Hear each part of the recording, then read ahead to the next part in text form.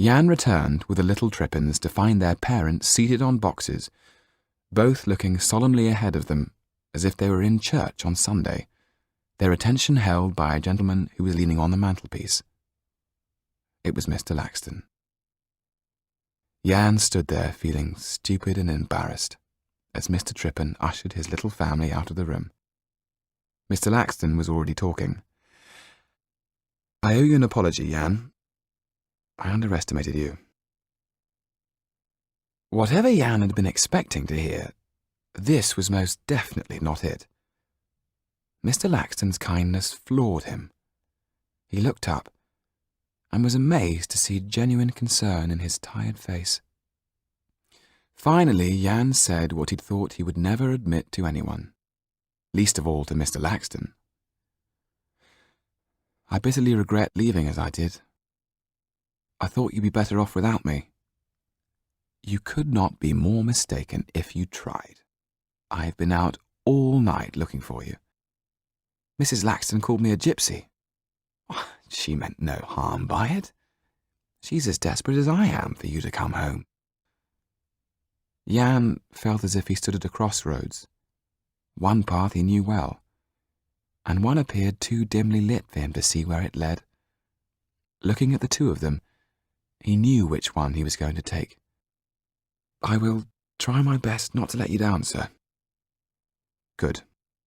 That's all anyone can do," said Mr. Laxton, looking mightily relieved. "Then we have an understanding."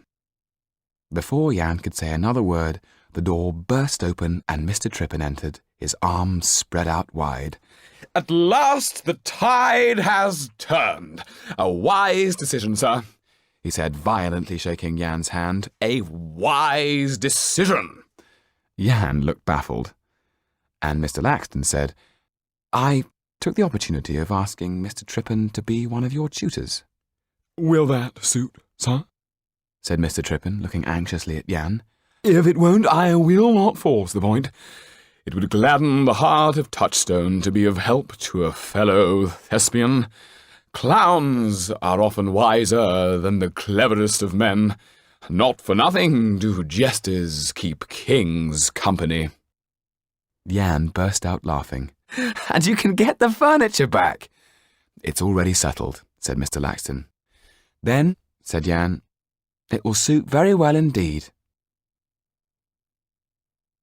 The Marquis de Villeduval's response to the growing political turmoil in France was to build a garden, surrounded by a high wall designed to enhance the beauty of his new chateau. As part of the grand plan, the Marquis ordered the removal of a small, inconvenient hill that blocked the view from the chateau. The farmers, whose wheat fields he had confiscated, came cap in hand to beg him to leave it be. It was a sacred mound. To disturb it would mean spoiled crops, diseased animals, ruin and starvation. This was not the first time a peasant delegation had annoyed him with saints and superstitions.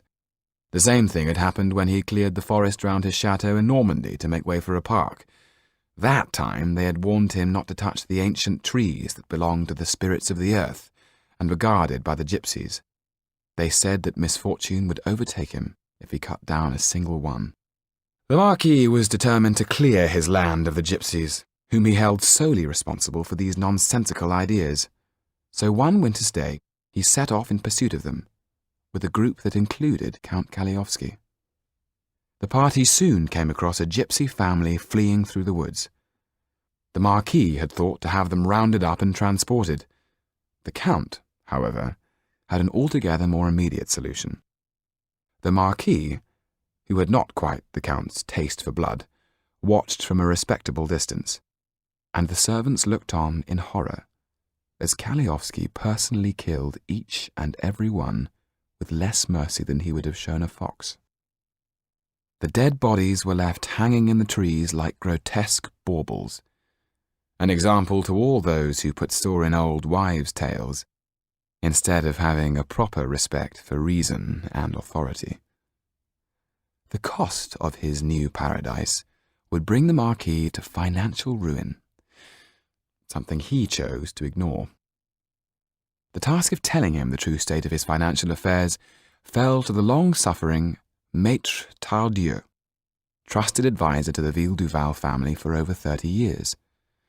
After the old Marquis's death, he had watched with growing dismay as the family's fortune was mercilessly squandered. And now it seemed that the day of reckoning had arrived.